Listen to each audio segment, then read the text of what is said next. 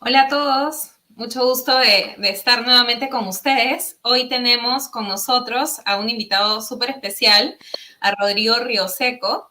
De hecho, Rodrigo es gerente de Revenue Management y Pricing, así como Ancillaries en Viva Air. De hecho, yo a Rodrigo lo conozco de nuestro tiempo trabajando juntos en la TAM, de hecho que fue súper interesante y creo que es una persona súper adecuada para conversar el tema que tendremos hoy, que es cómo incorporar el contexto competitivo en la fijación de precios. Hola Rodrigo, ¿cómo estás? Bienvenido. Hola Daniela, muy bien, gracias. ¿Y tú? Muy bien, felizmente. Bueno, tenemos a Rodrigo con nosotros a propósito del Congreso de Revenue Management y Pricing, que se llevará a cabo el 25-26 de noviembre y va a ser 100% online. De hecho, Rodrigo va a ser uno de los ponentes del Congreso, así que si todavía no han comprado sus accesos, los invito a hacerlo. Bueno, nuevamente, hablando del tema que tenemos en cuestión, Rodrigo, creo que la mayoría de organizaciones, si no todas, tienen muy claro que es muy importante tomar en cuenta el contexto competitivo a la hora que definimos los precios, ¿no? Uno no puede definir los precios en solitario. Y en ese sentido, de hecho, muchos tienen claro que deben hacerlo, pero no tienen tan claro cómo llegar a eso, ¿no? Cómo incorporo la competencia dentro de mi toma de decisiones. En tu experiencia, ¿cuáles han sido, digamos, las fórmulas, digamos, los enfoques que mejor te han funcionado para poder incorporar la competencia en las decisiones que tomas? Bien. Creo que al menos en la industria aérea, que un poco el expertise, la competencia es tremendamente importante. La verdad es que los precios se mueven tanto y es tan veloz el dinamismo que tenemos en precio hoy en día que la competencia, el seguimiento de la competencia puede significar el éxito o el fracaso de un mercado, de una ruta, de un producto, por así decirlo. La verdad es que son equilibrios bien complejos, bien difíciles de estandarizar. Hay competidores racionales, hay competidores irracionales, hay gente que busca hacer promoción en el momento que uno debiese y uno entra en un paradigma bien casuístico de que hago match a esta tarifa, me conviene y por lo tanto dejo que yo competir y llevarme mi cantidad de pasajeros proporcionalmente a lo que tengo en el mercado, o dejo pasar esta oportunidad y pasajeros a este nivel de precio no lo voy a aceptar en mi avión o en mi frecuencia o en mi ruta hoy en día. Y la verdad es que para incorporar la competencia lo primero que uno tiene que tener es visibilidad absoluta de lo que están haciendo ellos, tiene que tener procesos incorporados de seguimiento, de entendimiento, no solo en el precio, sino en las características del precio que está poniendo la competencia, llámese si es que tiene una anticipación mínima, si es que están puestos en alguna ruta en particular, si es que son en alguna frecuencia en particular, puede pasar que ese precio tenga una vigencia de pocos días o de muchos días, pueden ser distintos y la verdad es que para mí lo principal, antes que todo, es tener un seguimiento claro, fijo y estandarizado de qué es lo que está haciendo la competencia. Eso para mí sería el paso uno. Lo siguiente es tener procesos medio, son tan veloces, son tantos competidores y tan rápidos. Uno podría pensar que en un mercado doméstico son menos competidores, es verdad, está más concentrado en dos, tres. Cuando uno llega al mundo internacional son miles, o sea, sí, son muchísimos. Están toda la americana, la europea, las sexteras como Copa, hay gente híbrido, están las low cost. Entonces, la verdad es que es un mundo bien diferente donde se compite mucho, donde el precio es tan alto o tiende a ser más alto que lo doméstico, por lo tanto una decisión de compra un poco más fuerte. Y lo principal que hay que tener ahí es reglas de seguimiento y de automatización. Si no, uno no es capaz de seguirle el ritmo a todos los cambios que están pasando en el mercado y es súper importante que uno incorpore días o ciertos comportamientos medio automáticos que uno sepa que hay un competidor que yo tengo que marchar, pase lo que pase o tengo que igualar el precio. Y hay momentos en que uno tiene que decir, no, esto mejor tomo la decisión yo, que el sistema prácticamente me avise lo que está pasando, pero que no tomo una decisión automática premeditar, sino que yo lo tengo que hacer.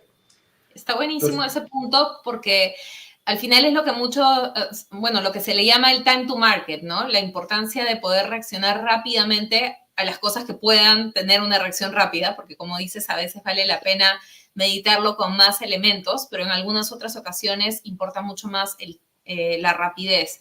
Y en ese sentido, ¿qué es lo que sientes que mejor te ha funcionado para poder establecer esas reglas automáticas? ¿Cómo es que hace una organización que no tiene eso definido, ese trabajo hecho? ¿Cómo puede ir en ese camino y tener claridad? Bien, la verdad es que es súper importante, es tremendamente importante entender la posición de uno en el mercado y no como un mando. Por ejemplo, tomando el ejemplo de Viva Air, hoy día que hay varios de acá se van a sentir medio identificados, uno podría pensar que no hay razón para estar más caro que una Bianca o que un Latam que tiene una posición más fuerte en el mercado. Una Bianca, sobre todo, que lleva 100 años en el mercado, una marca reconocida, preferida, top of mind y con frecuencias más densas de lo que uno podría tener. Y uno en el macro, así como diciéndolo de forma media burda, obviamente Viva debe tener una posición de undercut el precio en la mayoría de los mercados. Pero cuando uno empieza a desmenuzar esto y empieza a subsegmentar estas cosas, uno se da cuenta que eso no es tan así y que hay preferencias y que hay valores de mercado distintos desde distintas posiciones competitivas dentro de la posición. Es decir, por ejemplo, hoy día Vía es capaz de sacar un premium sobre los precios de Avianca desde Medellín, que es nuestra ciudad donde nosotros tenemos nuestro hub, a diferencia de Bogotá, que ellos absolutamente tienen un premium a nosotros. Incluso se nota en la posición de la frecuencia. Nosotros tenemos más frecuencias que ellos en ciertos mercados. Ir a matchar en algo que uno es el líder del mercado, una tarifa sin haberlo premeditado, es probablemente un error. Uno eso lo debe ver en la casuística de la ruta o del mercado como está hoy en día, pero uno tiene que lograr subsegmentar estas cosas. Antiguamente un Latam podía hacer match completamente a un American, no estar mirando a Copa directamente, un automático por ser una línea que conecta. Hoy en día el precio se ha vuelto más relevante y más complejo y creo que es súper importante entender bien cómo se mueven. Y esto normalmente pasa por temporadas o por trimestre. Puede decir la temporada alta, la temporada baja y así ir viendo. Pero normalmente cuando uno cambia de temporada o cambia un poco la situación, uno debiese hacer un seguimiento, juntarse con todo el equipo, revisar que las posiciones competitivas se hayan marcado, entender dónde están las apuestas de crecimiento, donde probablemente vamos a tener que ir a estimular pasajeros, y al final todo recae en eso, un poco en la subsegmentación. Mientras más granular, mientras más fino yo pueda hacer esto, mejor voy a terminar haciendo mi política de match automático, mi política de match reactivo, no automáticamente a la competencia. Creo que es súper importante entender la posición del mercado y del negocio de la compañía en que uno está para tomar este tipo de decisiones. De hecho, lo que mejor me ha funcionado en ese sentido, y estoy muy de acuerdo contigo, es también entender, digamos, cortando el mercado en esas lógicas que tú comentas o en esos subsegmentos, casi que armar un árbol de decisión, ¿no? Si es que pasa esto y tal cosa, entonces tomar tal decisión, si es que pasa esto y tal otra, tomar tal otra decisión, y así armas como estas reglas que tú comentas, ¿no? De match o de no match, o de, en estos casos, pasar a una evaluación adicional, ¿no? Considerando otro tipo de parámetros. Totalmente de acuerdo. Y para hacer que un proceso de ese tipo sea lo suficientemente rápido, bueno, tú comentabas hace un momento el tema de la automatización, ¿no? O sea, más allá de las lógicas de tener las conversaciones adecuadas, la automatización termina siendo un factor relevante. ¿Hay algún otro factor que te parezca importante para hacer que eso funcione? Sí, primero lo que comentamos, creo que desde el análisis del mercado es tremendamente importante hacer eso, y también creo que algo que me ha funcionado bastante y que logró incorporar en la mayoría de los equipos que me ha tocado comandar es el análisis del player, del competidor mismo, independiente de dónde esté. Por ejemplo, ¿a qué me refiero? Una American Airlines, que hoy día a mí me compite en muchas rutas a Miami, de todo el interior de Colombia, incluso desde Perú. Ellos, no solo en el mercado que uno está viendo, la persona detrás del pricing, porque no hay que olvidarnos que esto siempre hay una persona por detrás que está tomando, tienen un cierto comportamiento y uno se puede dar cuenta que ellos siempre publican específicos días de la semana, a ciertas horas de la semana. Uno ya sabe cuando cada competidor hace su herramienta o trata de generar sus procesos de pricing. Si uno es capaz de mapear esas cosas, de poder hacerle un seguimiento, no a los mercados por sí solos, sino que quién es el actor que está realizando estas acciones, uno incluso por ahí puede sacar ventaja, incluso lo que tú comentáis, ser automáticamente el time to market, es decir, yo sé cuándo mis competidores van a hacer promociones, yo sé cuándo probablemente van a haber cambios de estructura, yo sé cuándo yo las puedo hacer y tengo 3 o 4 horas sin que ellos estén revisando, porque su proceso es revisar a las 8 de la mañana, a las 12 del día, a las 3 de la tarde y a las 6 de la tarde. Yo estoy clarísimo. Hacer cosas usado, por ejemplo, que puede ser, la gente no es tan fanática de eso, pero te deja un par de horas sobre competitivos si es lo que uno está buscando, tener mucho ojo con los procesos, si es que hay alguien que también lo hace los sábados. Hay algo que a mí me ha encantado hacer y creo que funciona muy bien. Yo, no solo los Cyber Monday, yo por política, si es que es posible, lo empiezo los domingos y tiendo a ganarme 5 o 6 horas de esa promoción por mí solo hasta que a las 12 de la noche los que son parte de las cámaras tienen que salir por obligación y por lo tanto cuando uno logra tener esas ventajas de entender no el mercado por sí solo, sino que también al player que uno tiene al frente, creo que eso da mucho resultado y ayuda mucho a la generación de valor en la estrategia de precio. Muy de acuerdo contigo. De hecho, incluso yendo un paso más allá, hay varias situaciones en las que ese análisis tan importante de la competencia, saber, casi que ponerte en su mente, te ayuda a saber lo que ellos van a hacer, incluso antes de que ellos siquiera lo sepan, ¿no? Porque tú podrías, dado que tú sabes lo que tú vas a hacer antes de hacerlo, ¿no? Tú sabes lo que tú vas a hacer. Si tú proyectas lo que ellos van a hacer a partir de eso, entonces en realidad tú sabes lo que ellos van a hacer antes de que ellos siquiera lo sepan. Y eso te pone, yo diría, incluso más de un paso adelante para poder diseñar estrategias exitosas, ¿no? Tengo varias experiencias en ese sentido y veo que además me encanta lo que cuentas porque creo que esa es una diferencia grande entre la industria aeronáutica versus otras industrias. La industria aeronáutica tiene particularmente ese músculo de análisis de la competencia súper desarrollado, ¿no? Tú, de hecho, has pasado no solamente por el sector aeronáutico, sino también por otros, y me imagino que has notado esa diferencia. ¿Cómo lo ves? O sea, conversando con otras personas, viendo otros sectores, ¿qué crees que la industria aeronáutica tiene como por aportar en ese sentido versus lo trabajado en otros? Sí, de hecho, anecdóticamente, incluso en la industria aérea, yo he visto promociones o guerras tarifarias pasar de americanas entre ellas mismas que nunca salen al mercado. Son tan rápidas en este análisis y en publicar precios, despublicar precios, hacer que un mercado me molesta, otro no me molesta, que yo alguna vez me tocó trabajar muy de cerca con American Airlines y nos mostraron que ellos incluso eran capaces de mover 30, 50 precios sin que ni siquiera estuvieran en el mercado al aire. Y entre las aerolíneas estaban disputándose entre ellas posiciones de mercado. Me pareció algo súper como tremendamente motivante e increíble que me parecía. Tú comenta un poco de lo que hace la otra industria, lo que pasa. Mi sensación o mi cabeza me ha llevado un poco a pensar la industria aérea tiene bajos beneficios normalmente, y uno de ellos es porque tiende a ser una competencia casi perfecta. Uno de los principios de la competencia perfecta, que es ideal, todos sabemos que no existe, pero es que la información sea perfecta para que exista competencia perfecta.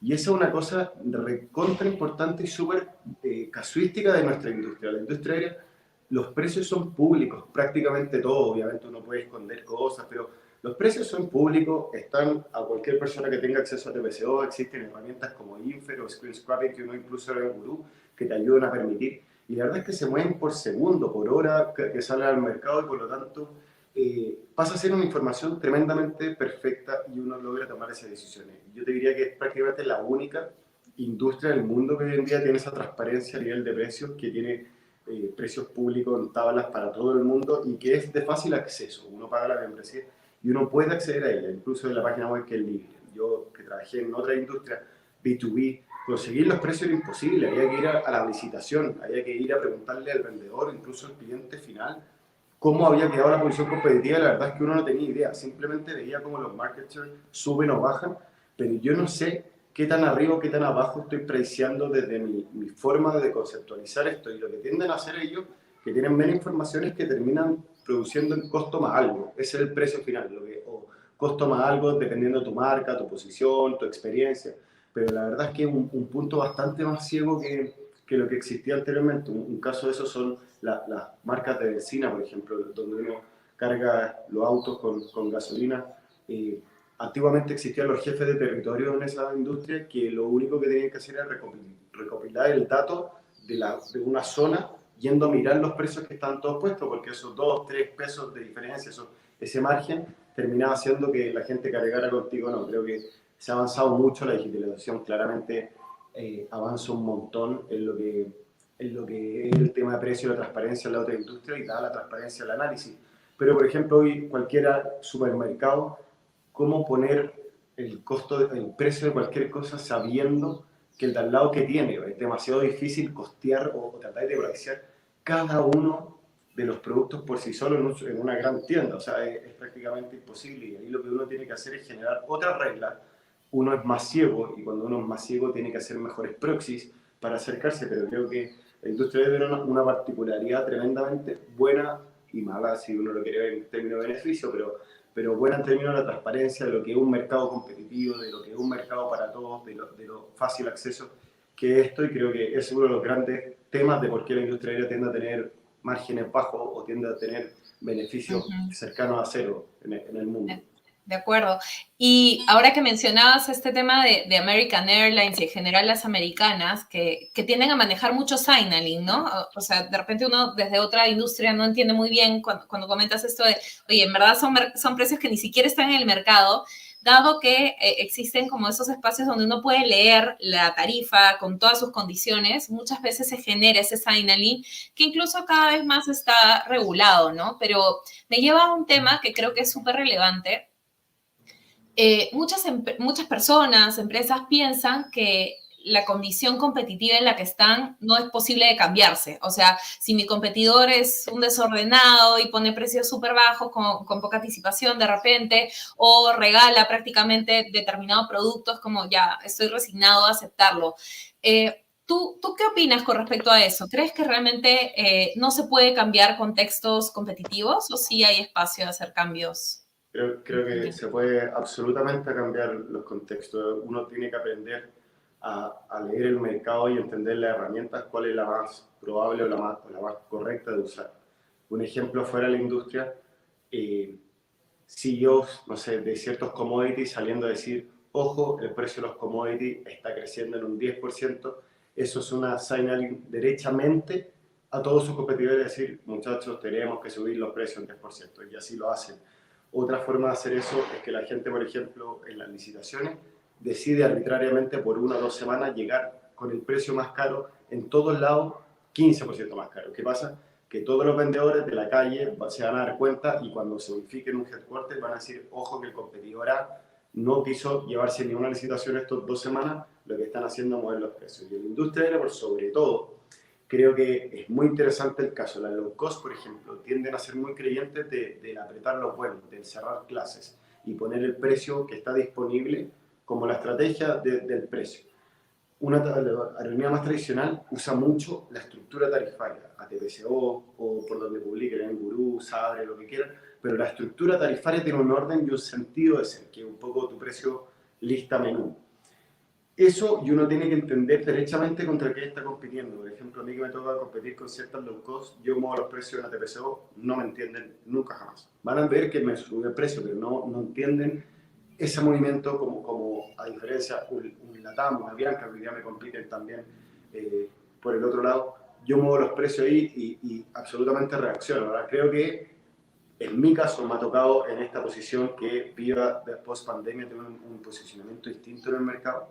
Me ha tocado comandar la estrategia de precios de Colombia. Creo que ambas aerolíneas tradicionales se sintieron un poco atacadas y decidieron poner una política de ir a lo que yo moviera y eso me convirtió al rato de yo darme cuenta de eso. Dije, ok, yo soy el líder ahora por este tiempo, yo tengo que empezar a subir o bajar los precios para que el mercado me acompañe. Eso no siempre fue así y no siempre va a ser así. Es cosa que Avianca recupere cierta posición, se sienta más tranquilo, más confiado, vea distintos factores de ocupación. Y la verdad es que normalmente el uno, el mayor de la industria, es quien debe ser el que lidere estos cambios de precios. Ahora, ha pasado de todo. Hay veces que lo lideran los chicos, hay veces que lo lideran terceros. Y eso va cambiando dinámicamente de acuerdo a la posición de mercado, a la expertise, en el foco que esté teniendo la compañía. Y creo que eso va cambiando. Ahora, lo importante es que uno sepa por dónde lo están mirando. Si yo aprieto los vuelos, Avianca no me va a seguir nada. Si yo le cambio la estructura, me va a seguir. Cosas de ese estilo es lo que uno tiene que ir leyendo en el mercado para saber qué es lo que quiere hacer y la forma de hacerlo para que sea exitoso. Sí, Súper de acuerdo contigo. Creo que ese tema, como hablamos, ¿no? El meterte en la cabeza del competidor y entender cómo opera, qué ve, ¿no? Como tú dices, algunos pueden leer unos mensajes, otros de repente no lo hacen por la manera en la que están seteados, por cómo hacen sus procesos. Entonces, tú tienes que hablar el mismo lenguaje que ellos y por las mismas vías que ellos van a leer. Y en ese sentido, y ya yendo a mi última pregunta, esto no es algo que fluye natural, ¿no? No todos los equipos tienen como esta habilidad o este mindset de leer a la competencia. ¿Qué crees que funciona de cara ya a los equipos que ejecutan esto que se encargan de leer a la competencia? ¿Qué crees que funciona a nivel de procesos o es un tema de perfil propiamente de las personas, de mensajes? ¿Cómo un equipo cambia de mindset hacia lo que tú comentas y tiene un foco especial de la competencia y una lectura diferente? Sí, creo que es tremendamente importante lo que comentas, Dani. Cuando yo llegué a día, no solo a nivel de precio, no se veía la competencia a nivel de resultados, a nivel de factor de ocupación, no se estimaban los market share ni los capacity share, sino que vio una compañía que se miraba el ombligo, por así decirlo, para tomar sus decisiones. Costó, sí, es doloroso el cambio, de acuerdo. La verdad es que creo que una de las principales cosas, uno tiene que partir por lo básico y es entrenarlos y poner el proceso y ser bien majadero, por así decirlo, y exigir todos los días, quiero ver qué pasó con la competencia, hasta que el músculo se empiece a desarrollar. Como cualquier hábito, cualquier deporte, cualquier entrenamiento, al principio cuesta. Una vez que logra entrar, ya se empieza a hacer, pero todavía sigue siendo un orden, un mandato, una instrucción desde los líderes hacia abajo que esto pase. Creo que lo importante y algo súper relevante es que el beneficio se ve y se captura y uno lo logra ver rápidamente en las primeras 3, 4 semanas. Creo que es súper importante hacer un stop cada vez que esto pasa, un mes, 2 meses, ir cerrando y ir mostrando que gracias a este tipo de cosas hemos logrado un resultado distinto. Y esto, no solo en términos de precio o de entrenamiento, creo que cualquier capacidad que uno crea y vea que genera valor, es súper importante demostrarle al equipo, prepararlo y hacer los cierres correspondientes de los KPIs que uno está como tratando de mover y demostrárselos como miren, este era el KPI hace 6 meses, hemos involucrado la competencia, tenemos una nueva habilidad como equipo, este es el resultado 6 meses después. Cuando los equipos logran ver, realmente tocar que hay más plata o que hay mejor resultado o que mejoró el tiempo, que mejoró la calidad de vida, que también puede ser que antes hacían todo manual. Ahora, todas esas cosas, uno si logra hacer un close de eso y demostrárselo, creo que los equipos lo absorben por sí solos. Creo que finalmente eso es lo que los motiva y de pronto ellos también lo valoran y dicen, hey, esto era tan importante que lo logramos y esto es lo que genera mi trabajo. Creo que es súper importante lograr transmitirle al equipo que las cosas que están haciendo no son porque se insertaron una rueda que hace 1000 años que venimos haciendo esto y así alguien mandó y vamos, sino que tratar de demostrarles los impactos que generan estas acciones, creo que les cambia cómo ellos entienden el negocio y su trabajo mismo. Y yo he visto que una vez que sienten esto, yo he visto a mi gente de pricing revisando los precios los sábados, los domingos proactivamente, sin que yo les pida ni mucho menos, porque ven cómo genera un impacto cuando algo pasó, de movernos rápido, de generar un time to market correcto, de involucrarnos como equipo en los KPI. Y creo que esa es la única, es como el único secreto, la única forma que a mí me ha funcionado, demostrarles que efectivamente con estas cosas medias forzosas en un comienzo se genera tremendamente un distinto valor en lo que estamos tratando de hacer. Perfecto. Muchas gracias, Rodrigo. Creo que estuvo súper interesante conversar de este tema. Me has hecho acordar mis tiempos en la industria aeronáutica y todo el dinamismo que eso tiene, en verdad, es súper interesante. Buenísimo, en verdad creo que es un enfoque súper bacán a darle a la gente que está en otras industrias, de repente igual de competitivas, pero que de repente todavía falta desarrollar más ese músculo de lectura y gestión de la competencia. Estuvieron súper buenos los tips, creo que seguro quienes nos están viendo lo han encontrado de mucho valor. Y bueno, agradecerte, Rodrigo, de verdad que estuvo buenísimo y recordarle a la gente que nos está viendo que el 25 y 26 de noviembre tenemos el Congreso de Revenue Management. De hecho, es el primer congreso de su tipo de latinoamericanos para latinoamericanos. Y pueden entrar a la página web que pueden ver ahora en la pantalla, donde está más información acerca del programa, los accesos, los speakers. Va a estar buenísimo. De hecho, bueno, Rodrigo claramente nos va a acompañar como ponente, así que ahí van a poder escuchar más acerca de su experiencia y lo que tiene por aportar. Nuevamente, muchas gracias, Rodrigo. Encantada de tenerte hoy con nosotros. Muchas gracias a ti, Dani. Gracias. Nos vemos. Nos vemos. Chao.